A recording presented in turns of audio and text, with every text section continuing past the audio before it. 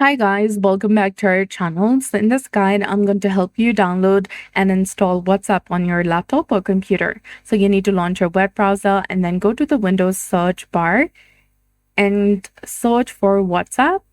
Or you can also go to whatsapp.com and you'll get the option of download, which is highlighted in green color in the home page.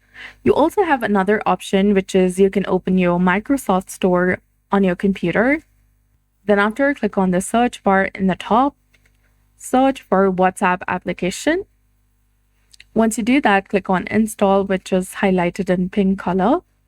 The application will then download and install on your computer. You need to wait for a few minutes or seconds for it to fully download on your computer. And once it's downloaded, you can easily go to the search bar on your desktop. Then after, search for WhatsApp and access it, open it. Select login and enter your phone number. Go through a verification process and log into your WhatsApp account. And for iPhone users or Android users, you can open your Google Play Store or your App Store, then search for WhatsApp and then install it on your device.